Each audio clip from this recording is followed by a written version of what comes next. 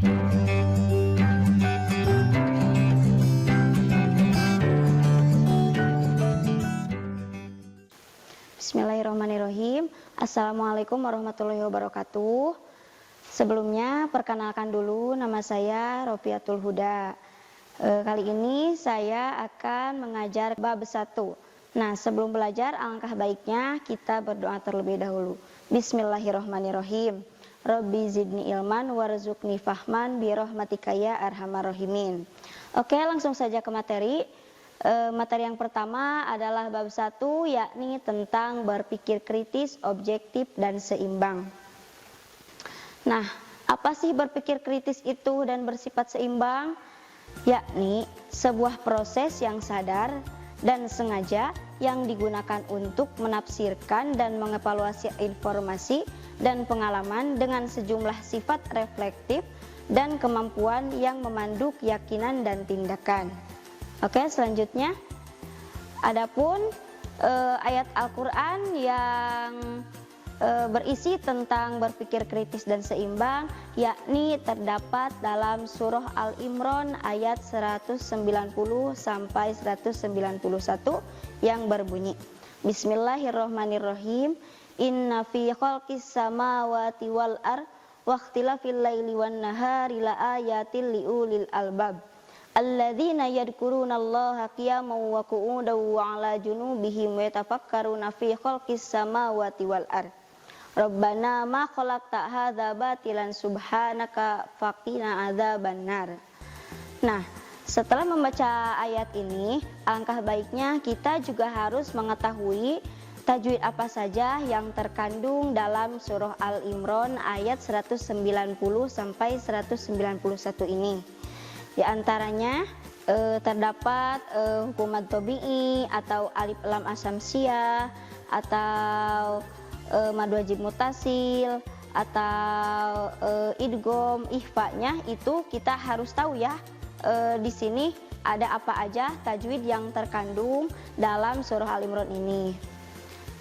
Yang artinya sesungguhnya di dalam penciptaan langit dan bumi dari tidak ada menjadi ada, serta adanya contoh sebelumnya, dan di dalam pergantian malam dan siang serta perbedaan panjang dan pendeknya waktu, itu benar-benar bukti bahwa bagi orang-orang yang berakal sehat menunjukkan bahwa Sang Pencipta itu ialah yang berhak dan wajib disembah oleh kita. Dan mereka adalah orang-orang yang senantiasa mengingat Allah Subhanahu wa Ta'ala dalam kondisi apapun, baik dalam kondisi berdiri, duduk, berbaring, tidur, ataupun semacamnya. Dan mereka senantiasa menggunakan akal pikiran mereka untuk memikirkan penciptaan langit dan bumi. Mereka pun berkata, wahai Robku, engkau menciptakan makhluk yang sedang bersendera gurau ini. Maha suci engkau dari sendera gurau, maka jauhkanlah kami dari adab perbuatan-perbuatan yang buruk. Selanjutnya, lalu kenapa sih Allah menurunkan ayat ini?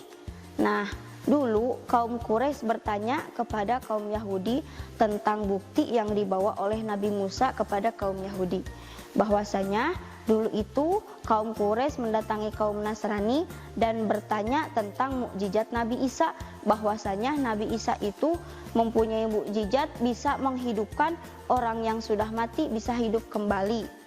Lalu kemudian kaum Quraisy menyuruh Rasulullah SAW untuk meminta agar Allah mengubah Bukit Safa menjadi bukit emas untuk kaum Quraisy. Nah, setelah kejadian itu maka Allah pun menurunkan surah Al-Imran tersebut. Lalu apa sih isi kandungan yang terdapat dalam surah Al-Imran ayat 190 sampai 191 ini?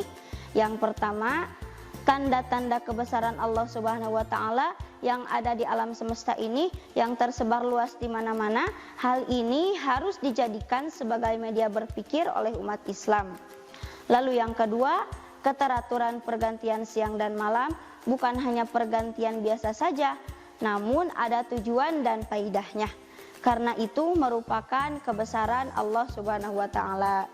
Lalu yang ketiga, semua tanda-tanda kebesaran Allah Subhanahu wa taala yang bertebaran di alam semesta ini hanya dapat dipahami oleh orang-orang yang memiliki akal sehat dan nurani yang disebut ulil albab.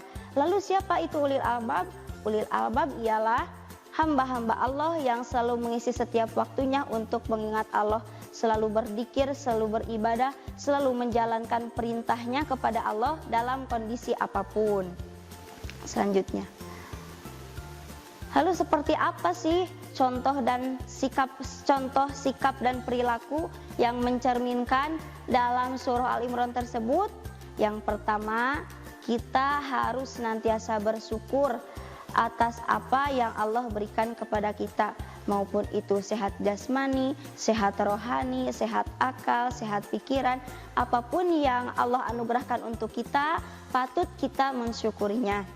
Yang kedua, melakukan kajian-kajian ayat Al-Quran, baik itu mengaji Al-Quran biasa atau melakukan kajian-kajian di luar atau mengisi kajian-kajian yang lainnya. Dan yang ketiga, menjadikan ayat Al-Quran sebagai inspirasi dalam melakukan penelitian ilmiah. Dan yang keempat, menjadikan ayat-ayat kauniyah sebagai inspirasi dalam mengembangkan ilmu pengetahuan teknologi. Dan yang terakhir, apa sih hikmah dari berpikir kritis tersebut? Nah, yang pertama, kita dapat mengambil hikmahnya, kita dapat menangkap makna dan hikmah di balik semua ciptaan Allah. Karena Allah menciptakan segala sesuatu pasti ada maknanya, ada tujuannya, dan ada faedahnya. Baik itu yang disadari oleh kita ataupun yang tidak disadari oleh kita. Lalu yang kedua, kita dapat mengoptimalkan pemanfaatan alam untuk kepentingan umat manusia. Dan yang ketiga, semakin bersemangat dalam mengumpulkan bekal untuk kehidupan di akhirat, karena kita harus menyadari bahwasanya di alam semesta ini kita hidup hanya untuk sementara. Dan yang keempat, yang terakhir, semakin bertambah keyakinan tentang adanya hari pembalasan, bahwasanya apa yang kita kerjakan, apa yang kita lakukan di alam semesta ini akan ada pembalasannya di akhirat nanti. Sekian mungkin materi bab 1 kali ini, sangat ringkas dan dapat dimengerti. Mudah-mudahan ada manfaatnya. Assalamualaikum warahmatullahi wabarakatuh. Kunjungi sosial media lainnya seperti website kami di pkbmalkata.com, Facebook PKB Malkata Mananjaya, Instagram PKB Malkata _official. Dan terima kasih telah klik video ini. Jangan lupa like, comment, share, dan subscribe untuk menunjukkan dukungan kamu terhadap channel ini. Enjoy the video PKB Malkata.